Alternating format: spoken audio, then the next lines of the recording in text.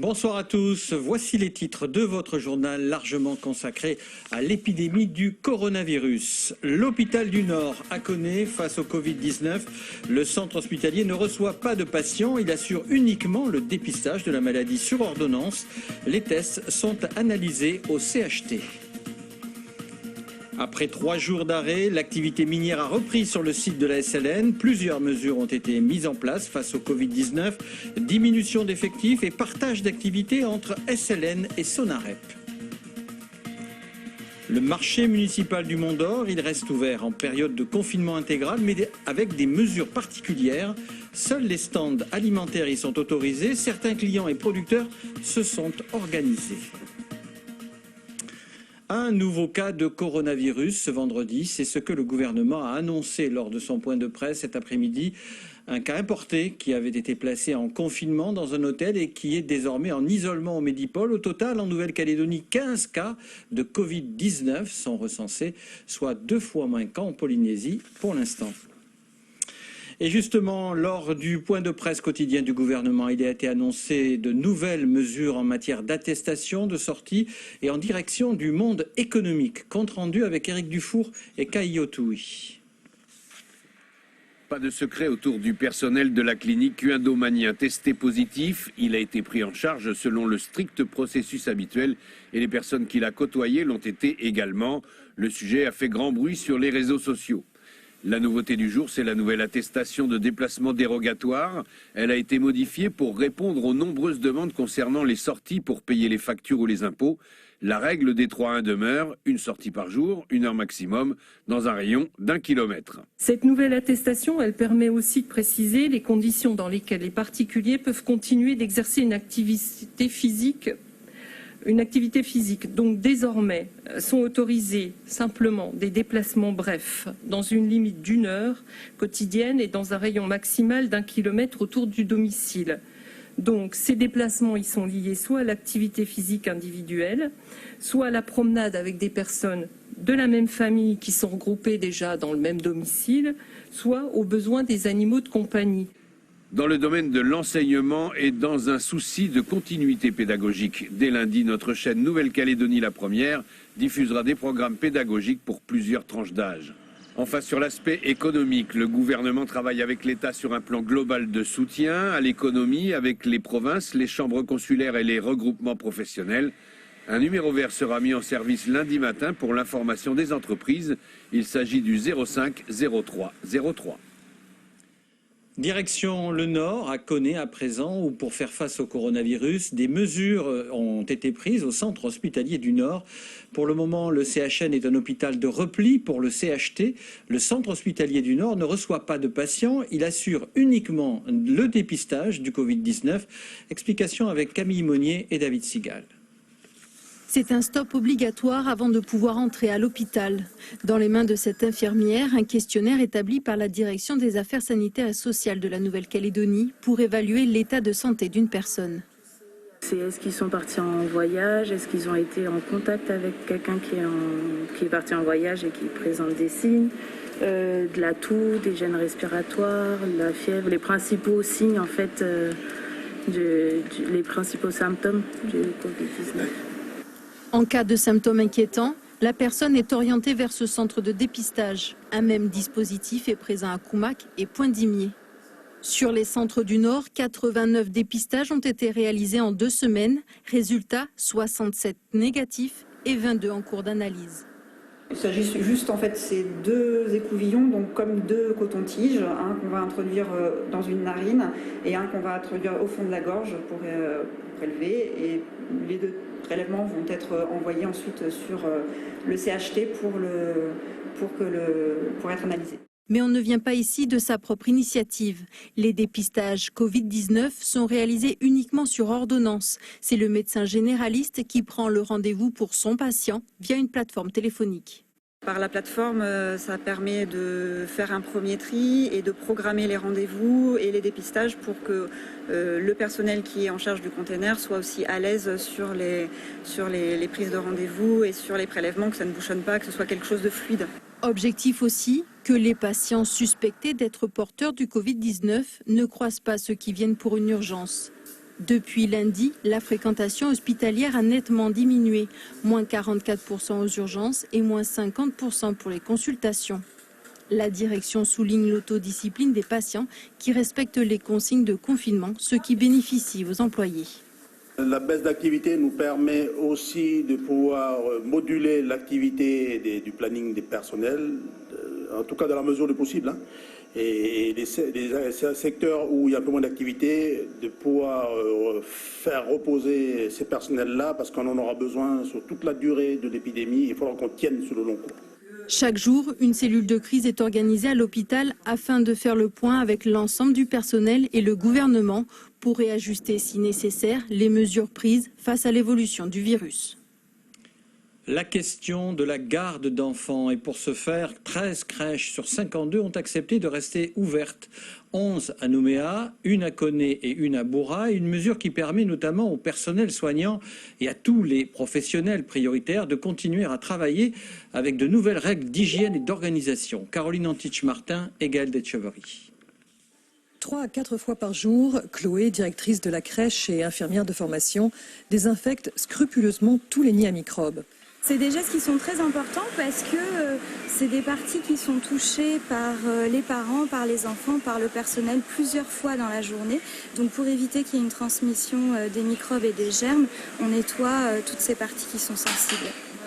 Pendant toute la durée du confinement, cette structure est fermée à sa clientèle habituelle, mais accueille une dizaine d'enfants des personnels de santé et autres professions prioritaires. 2 des 12 employés se sont portés volontaires pour les encadrer, écoutant leur cœur plutôt que leur peur. On s'était posé la question de porter des masques, on s'était posé la question de mettre en place beaucoup de choses. Et au final, le lavage des mains toutes les 30 minutes, la désinfection des portes, des surfaces, on s'y adapte assez bien. Et je ne crois pas que le personnel a peur à l'heure actuelle. En tout, 13 crèches sur 52 fonctionnent actuellement. Celle-ci a mis en place une organisation de travail très particulière pour pouvoir accueillir 4 groupes d'enfants. Lorsque les filles viennent travailler, elles sont uniquement avec leurs enfants toute la journée, ne se croisent pas entre elles et les groupes ne se croisent pas non plus, ni dans les espaces extérieurs ou intérieurs. Elles mangent aussi avec leurs enfants dans le même espace. Il n'y a aucun contact durant la journée. Vous n'avez pas le droit de rentrer? Non, j'ai pas le droit de rentrer. C'est les mesures d'hygiène et je trouve ça génial. Des mesures draconiennes, bien vécues par les parents, très reconnaissants de ce dispositif.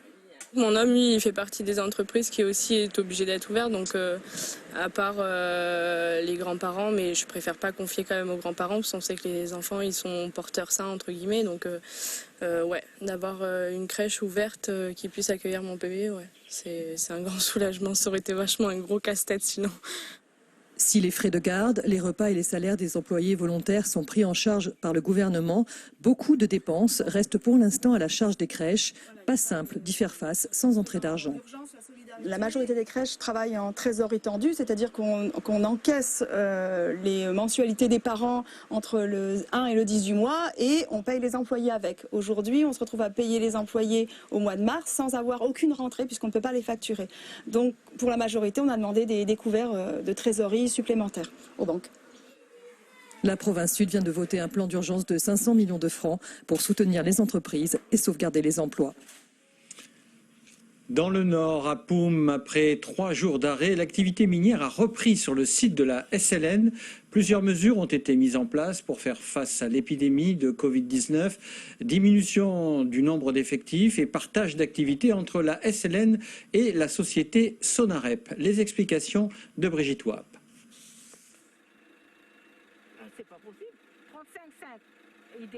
Site à 6 h du matin. C'est l'une des mesures prises par la SLN et son partenaire, la Sonarep, pour se préserver du coronavirus. Il y a combien de camions qui roulent? Hein? Oui. 5 ou 6? Dans la descente aussi, Pascal. Ouais, c'est pour ça qu'il faut que je mette un spotter. Petit ajustement entre les équipes SLN et Sonarep, parce qu'aujourd'hui, c'est la reprise après un arrêt de 3 jours. Un arrêt qui a permis de revoir l'organisation de l'activité sur la mine. Nous, on a essayé de mettre en place au plus vite, c'était la diminution des effectifs. Comme on a un bassin d'embauche qui s'étend jusqu'à Puebo, Vaud, on laisse les gens de Koumak et de Gomen, Vaud et Puebo chez eux. en utilisant juste les personnes de Poum et d'Arama. Et c'est aussi à la demande des coutumiers de Poum d'essayer de ne pas faire venir le virus via l'activité minière, quoi. On continue, on garde l'activité minière, mais éviter les déplacements. Au lieu de 25 employés habituels, ce sont plus de 16 qui travaillent pour la société. Des personnes essentiellement dédiées au chargement, des grutiers, des rouleurs, des cuistots ou encore 2 capitaines de remorqueurs, des ouvriers en contact avec le personnel des minéraliers. Tout le monde avait peur du virus, que si ça avait emmené d'autres pays, quoi. La veille, une équipe de la DAS a fait le déplacement à Poum. Elle a rencontré les salariés de la mine ainsi que le personnel du minéralier. Ils ont pris juste les températures hier. C'est tout. Après le reste, je ne sais pas. Vous êtes rassuré un peu quand même? Oui, ça va. C'est plutôt l'équipage du minéralier qui ont peur de nous, en fait. C'est le contraire.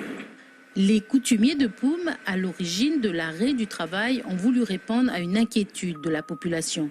Des employés qui veulent bien poursuivre l'activité, mais avec des mesures de sécurité renforcées. Il faudrait que l'activité minière économique dans le pays puisse continuer encore, mais bon, il faut être vigilant. Hein. La santé est plus importante, moi je dirais. Hein. Après, on peut travailler, mais en utilisant les procédures barrières, hein, qui sont communiquées tous les jours, tout le temps par le gouvernement et par les médias et tout ça. Bon, après, il faut se protéger, parce que nous, on rentre chez nous dans nos familles tous les soirs. Alors, on fait attention, on fait très attention. Hein. Un site minier de la SLN à Poum, exploité en partenariat avec la Sonarep, une société qui regroupe des gens de la commune. Ici, la SLN poursuit son activité d'extraction et de roulage. La Sonarep, elle, a mis à l'arrêt ses engins d'extraction pour ne faire pour l'instant que du chargement. En bref, les mesures de restriction d'entrée au Japon pour les ressortissants français. En raison du Covid-19, le Premier ministre japonais a annoncé hier soir une interdiction d'entrée pour tout ressortissant étranger ayant séjourné dans les 14 jours avant son arrivée au Japon dans un grand nombre de pays européens, dont la France. La mesure est entrée en vigueur dans la nuit du 26 au 27 mars. Elle est donc effective. Et puis, à Wallis et Futuna, rappelons qu'il n'y a toujours pas de cas avérés de Covid-19, mais il y avait jusqu'à aujourd'hui une pénurie de médicaments. Ce n'est désormais plus le cas. Plus de 500 kilos de médicaments ont été acheminés par la compagnie Air Alizé au départ de Nouméa. Les médicaments vitaux, notamment des anticancéreux et du matériel de dialyse, sont désormais en stock. Ils permettront de garantir les soins durant une semaine. Retour en Calédonie avec le marché municipal du Mont d'Or. Il reste ouvert en cette période de confinement intégral, mais avec des mesures particulières. Seuls les stands alimentaires y sont autorisés et certains producteurs se sont organisés. Le reportage de Jeannette Pétaïssi et Christian Favnec. Il n'y aura plus qu'une entrée et qu'une sortie au marché municipal du Mont d'Or. Des distances de sécurité entre les clients, mais aussi entre les stands de vente. Coronavirus oblige, le marché a tenu à prendre toutes ces mesures de précaution, affichage des gestes barrières ou encore marquage au sol, des mesures qui rassurent certains habitués. On voit une intention de faire en sorte de limiter la propagation du virus et je pense que ça rassure un peu tout le monde. Dans des conditions comme ça, si tout le monde se protège bien, qu'il n'y a pas des grosses densités de gens en contact les uns avec les autres, il n'y a pas de raison, au contraire, ça permet à la maison d'être bien, de bien manger. Je trouve que c'est quand même pas mal, c'est bien pour des gens qui habitent aux alentours. Moi je viens de Ploum, donc j'ai profité de l'occasion de régler mes factures pour pouvoir faire un tour. Après on s'adapte et puis on fait du mieux qu'on peut, quoi. Seuls les commerces alimentaires sont autorisés à exposer leurs produits sur les 29 stands habituels du marché. Si le choix reste réduit, on peut tout de même y faire ses emplettes. Produits de la mer et divers fruits et légumes du pays emplissent quelques étals. Ce client a lui trouvé la parade pour moins manipuler les produits. Le panier précommandé sur Internet. J'ai l'habitude de venir ici pour venir chercher mes légumes et j'ai aussi l'habitude de me faire livrer des paniers. J'ai quand même appelé début de semaine pour savoir si c'était possible d'obtenir des paniers de la même manière que d'habitude et on m'a répondu que oui, à la condition de venir le chercher. Ça me fait ma sortie de la journée. Des paniers préparés sur la place même du marché, les clients viennent ensuite les récupérer. Une méthode qui permet de réduire les contacts entre les clients et les produits. Pour éviter aux gens de venir au marché, de toucher les fruits et les légumes, de se déplacer pour se mélanger, ça sert à rien. Donc on fait directement des paniers, ils nous les commandent sur le site, il y a plusieurs formats de paniers, plusieurs prix, et ils ont ce qu'ils veulent sur les points relais. Ça évite voilà, de Ils sont nombreux Oui, beaucoup plus que d'habitude, ouais. Je pense que les gens ont pris conscience qu'il fallait éviter de se mélanger et de tout toucher, donc on a beaucoup plus de commandes que d'habitude, c'est clair. Des producteurs et des fournisseurs du marché de Boulari qui tentent de s'adapter à la situation actuelle, à savoir si les clients vont suivre. Ce jour-là, ils sont venus au compte-gouttes. En bref, à noter que Bernard Maépas était un ancien chef du Conseil des anciens de la tribu. Il était l'un des derniers à pouvoir témoigner de la période dite des événements et notamment sur l'attaque le 5 décembre 1984 de 10 militants indépendantistes de la tribu de Tiendanit, tués par balle dans une embuscade au lieu dit de Wanayat. Dans la suite des témoignages des personnalités en période de confinement en Covid-19, nous vous proposons ce soir d'entendre les conseils de Marielle Carabeu, comédienne dans la série OPJ, arrêtée pour cause de Covid-19. Marielle est originaire de Poindimier. On l'écoute. Depuis le confinement obligatoire, moi je suis venue me stocker à Tomo, chez mes parents.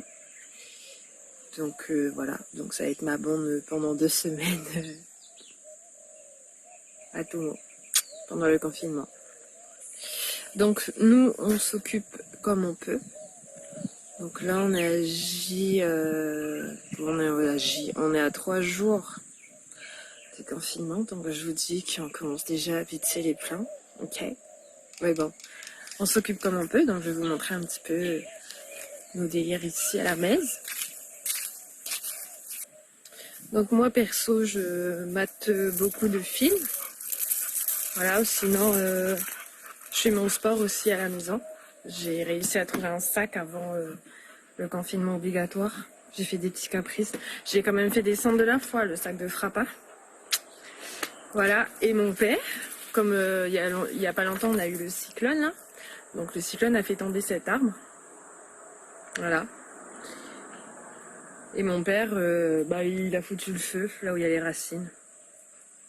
Donc voilà, en fait, on fait ce qu'on n'a pas pu faire depuis, quoi, tu vois.